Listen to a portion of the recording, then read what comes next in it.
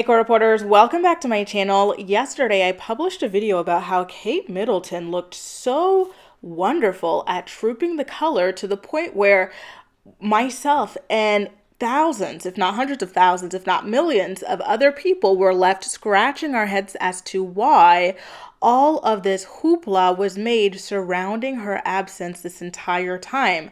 When she and her team, Frankenstein, chopped and screwed together a Mother's Day photo, completely destroying Kensington Palace's reputation, the explanation that a lot of people, especially William and Kate fans, were giving online was that she had to fake a photo because she's going through chemotherapy. Of course, she's probably losing her hair, she's losing her eyebrows, she probably looks really rough, and she couldn't, she has to look perfect at all times, and so they of course could not release a photo of her in her current state. Well, then, if that was the case, why does she look so good? She looked amazing at trooping the color, which obviously throws that theory out the window, which makes you wonder what the real reason for all of that was, right? And then all of these reports came out saying she was hop skipping around town. She was spotted here, there, everywhere, not photographed, but spotted doing all sorts of wonderful, energetic things, including swimming at night, plunging in cold waters in the dark and whatnot. Just a lot of stuff, right?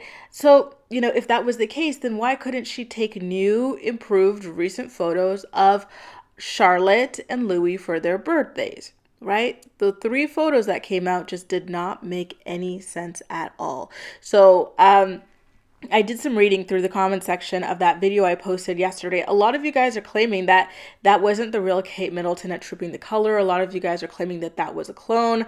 Listen, that is a little bit too deep into the weeds for me. I don't judge you guys for your theories. Stranger things have happened, of course. Remember, President Trump's own wife, Melania Trump, has used a clone or a body double or whatever it is that you want to call it, right? And that was a huge, laughing stock situation. So things have happened, right, in the past. And I do feel as though that video of quote unquote Kate and William walking around the farmer's market or whatever was not the real Kate Middleton. I also believe that that photo, of Carol Middleton with that woman and the Party City wig in the car was not the real Kate Middleton. So I would not put it past them, but I just feel like for something as big and high profile as Trooping the Color, that was Kate. But the thing is that she looks amazing, which makes you wonder, why couldn't we get those simple photos? Why couldn't we get a video of her the way we got a video of King Charles reading the birthday greetings? It seemed like she was perfectly capable of doing that over the past several months. So my personal theory is that there were negotiations or something else that happened over these past several months, and the public outcry was just growing again, and it couldn't be contained any longer. And so something had to give for Kate to appear at Trooping the Color. But what exactly, I don't know. So other theories going around, people are claiming that Kate got some kind of a facelift. People are claiming she got a neck lift. That stuff, some people are claiming she got new teeth. But when I do a side-by-side of her, typical teeth versus the teeth we saw at Trooping the Color, I personally do not see a difference. Kate has always had a very beautiful, healthy, perfect set of teeth. So I'm not seeing anything. Maybe she recently got them cleaned some extra because this is the first time we were going to actually be seeing her since December. I don't know, but I don't believe she got veneers or anything like that installed. I just don't see it. One thing I noticed that is rather remarkable on her is this scar. She seems to have a 2-3 inch scar coming from her eyebrow right now, which I did find to be rather peculiar. It goes just until below the bottom of her eye and everything like that. So I did find that to be very strange. Kate is known for having a scar on that side of her face, but it is on her head, in her hairline. It's typically well hidden, but that is from a surgery that she had as a child, and it has nothing to do with a new scar that we saw going from the middle of her eyebrow to just below her actual eye itself. The tear trough area. So what exactly that is, I don't know. Why that wasn't explained, I don't know either. Something very interesting about that. And so here's my thing. This is a new scar, right? That seems to have healed. And it takes time for scars to heal to a point where they are, not so visible. Could that have been the reason, or one of the reasons, why we hadn't seen her all this time? She was hiding this scar. Another thing that's very interesting about the scar is that we're only now seeing it at Trooping the Color. Whereas I imagine it had to have been there, well before Trooping the Color in order to be this well healed, right? So why didn't we see it on the bench video? Why didn't we see it with that lady in the Party City wig in the car with Carol Middleton? Why did we not see it in that, young whippersnapper woman walking around with Prince William at the farmer's market? Why didn't we see, I was going to say, why didn't we see it in that photograph that she posted in the woods just before debuting? But listen, we don't really see that side of her face in the photograph, so I'm going to give them a pass on that. But I do find it to be rather interesting that we now suddenly have this new scar on Kate Middleton's face with no explanation whatsoever, and we're not supposed to ask questions. I find it very interesting. The Kate Middleton guard dogs that are always in my comment section, like, why you criticizing this? Why are you questioning that? Why shouldn't we question?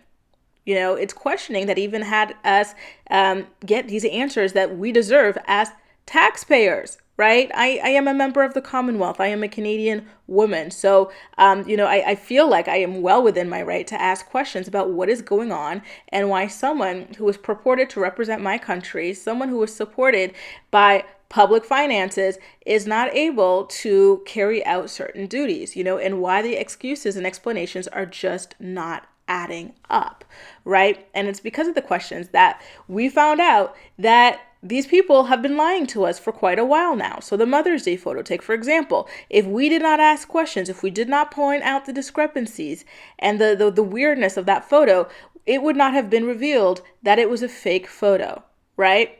The press, the AFP, the French Presse Nationale, they asked Kensington Palace, okay, we get that this is a photoshopped image or whatever, but we need to verify that it's a real image. So give us the raw, real file. What did they do? They refused to do it. And from here on out, so that they can lie to us, they only release official photos through Instagram so that they could not be verified by the press.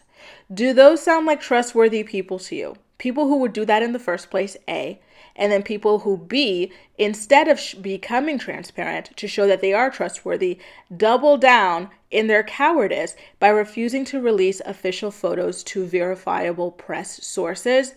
Absolutely not.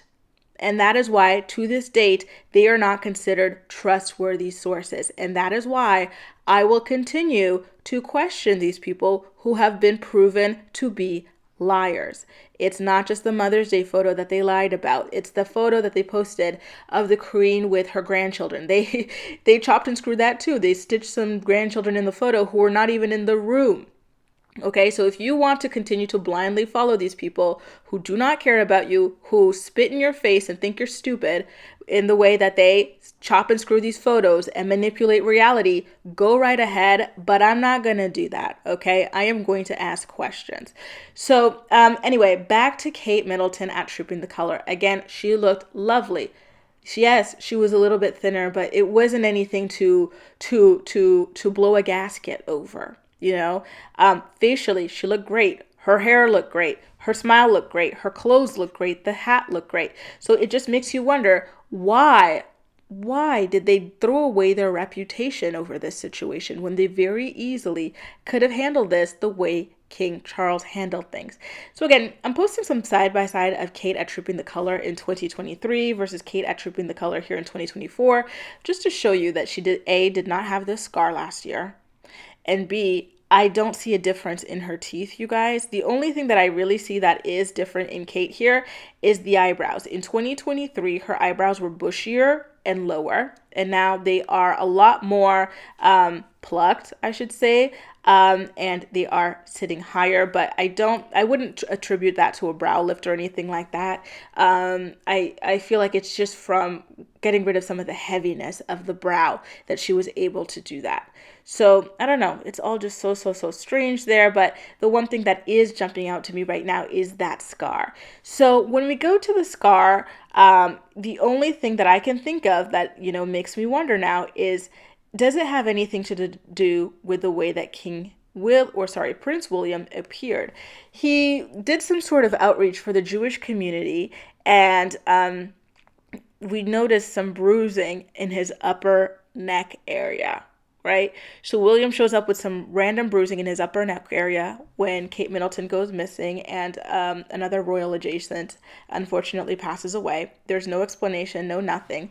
And then Kate Middleton pops up with some scarring that looks like it took a while to heal, and it's quite the long scar as well. And there's no explanation for that as well. Is it a coincidence? Potentially. Would that be convenient for it to be a coincidence? I think so. Listen, I don't have any answers, but it's very strange. I just want to point out that I find that to be very, very strange. Like I said in my last video about all of this, the truth always comes out. We will find out one day what truly happened and what truly led to Kate Middleton's disappearance, what led to William's bruising, all that stuff. Just give it time. It might take years, it might take decades, but we will eventually find out. You cannot hide the truth for long. Anyway, you guys, let me know what you think about this. Did Kate's scarring jump out to you at all? What do you personally attribute it to? And, are you still sure that her teeth look any different? Because again, I do not personally see that.